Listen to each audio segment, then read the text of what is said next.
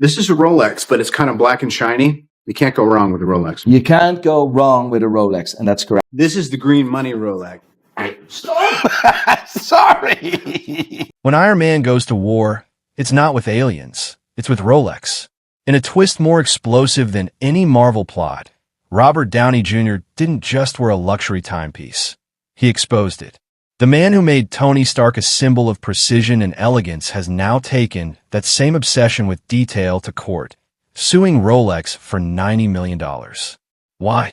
Because the very watch brand that built its empire on Swiss purity is being accused of something unthinkable, outsourcing its soul to Chinese factories. And it all started with a 15-second TikTok. Robert Downey Jr., Oscar winner, Marvel icon, and the very face of redemption in Hollywood, is now at the center of a shocking legal firestorm. But this isn't about drugs, divorce, or yet another celebrity feud. No, this time, it's luxury betrayal. Downey Jr. is suing one of the most prestigious fashion houses in the world, a brand he wore proudly, promoted publicly, and trusted implicitly. A brand that now stands accused of double-dealing, deceit, and something far worse. Because what started as a simple viral TikTok, a curious shopper unboxing what looked like a discount designer knockoff, has spiraled into a multi-million-dollar scandal.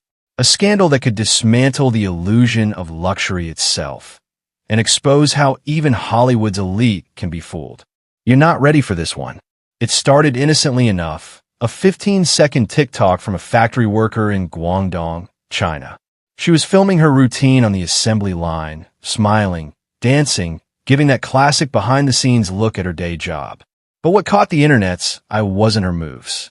It was the watch. Not just any watch.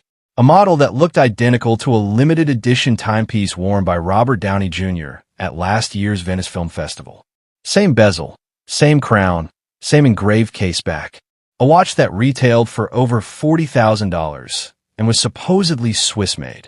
Comments flooded in. That's not a replica. Why does that look exactly like my Omega? Isn't this supposed to be made in Switzerland? What began as confusion quickly turned to full-blown suspicion. The TikTok was reposted on horology forums, YouTube breakdowns, and Instagram expose pages.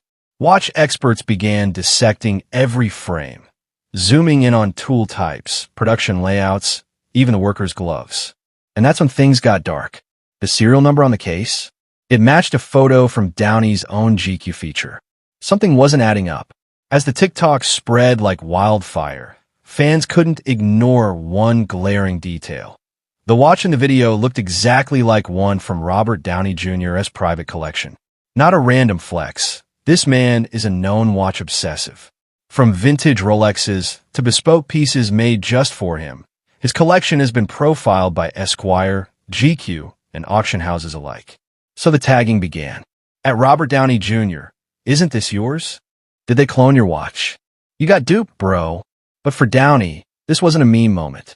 It was a red flag. Insiders say he was furious. That exact timepiece had been custom commissioned, supposedly assembled in Geneva, with a hand-finished movement and exclusive provenance. If it was somehow connected to a mass production line in Guangdong, that wasn't just embarrassing. It was a betrayal. Sources close to the actor confirmed. Downey launched his own private investigation. No social media statements. No PR spin. Just lawyers, horologists, and private eyes. Because for him, this wasn't about clout. This was personal. The results came back, and they were worse than anyone expected. Downey's team quietly sent 3 of his Rolexes for independent forensic testing. The findings? All 3 watches were authentic, but the internals told a different story. Beneath the flawless Swiss casing were Chinese-made components, gears, screws, and even rotor parts that had no business being inside a Rolex. This wasn't counterfeit. This was something far more insidious. Real Rolexes sold through official channels, containing off-spec internals from undisclosed factories. Downey didn't stay quiet. In a tightly packed press conference, he went public. Flanked by legal counsel and 2 high-profile watchmakers, he revealed the full scope of the findings. The room fell silent as he called it what it was, fraud. He filed a lawsuit not just against the authorized dealer, but against Rolex itself. And with one sentence, he ignited a firestorm. If this could happen to me, what do you think they're selling to everyone else? He wasn't just demanding answers. He was demanding accountability. The headlines hit like a thunderclap. Robert Downey Jr. sues Rolex for $90 million. The allegations were damning. Consumer fraud, deceptive advertising, and most cutting of all, the systematic dilution of the Swiss-made promise that Rolex built its empire on. Downey's lawyers argued this wasn't just about a few rogue watches. This was about a billion-dollar brand selling prestige while outsourcing precision.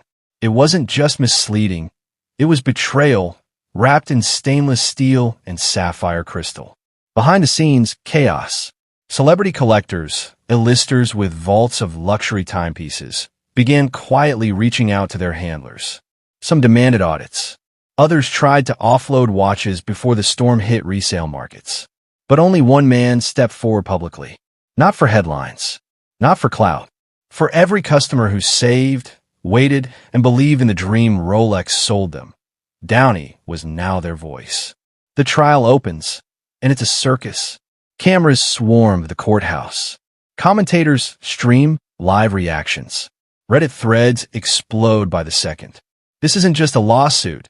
It's a global spectacle pulling back the velvet curtain on the luxury watch world. On day 2, the stakes hit a new high. Jean-Frédéric Dufour, the elusive CEO of Rolex, takes the stand. Calm, controlled, dressed in a muted suit that screams wealth without trying. But as the cross-examination begins, cracks appear. Downey's legal team doesn't hold back. They ask him, point blank, "Did you know Rolex parts were being made in China?" The courtroom holds its breath. Dufour's pause is just long enough to set the internet on fire. The courtroom is already tense when Downey's legal team drops the bomb. A stack of internal emails and supply chain records. Unredacted. Factory invoices from Shenzhen. Correspondence marked urgent. Maintains Swiss compliance optics. And there, in black and white, Jean-Frédéric Dufour's name, signing off on a 2022 deal that quietly rerouted manufacturing to Guangdong. He tries to explain, claims it was temporary, claims Rolex maintained assembly integrity. But the pressure is too much. Dufour snaps. He slams his hand on the witness stand, shouting about protecting the brand and manipulative media. It's too late. The courtroom is stunned, but TikTok? Ruthless. Within minutes, clips of the outburst go viral. One meme shows Dufour edited into a succession meltdown.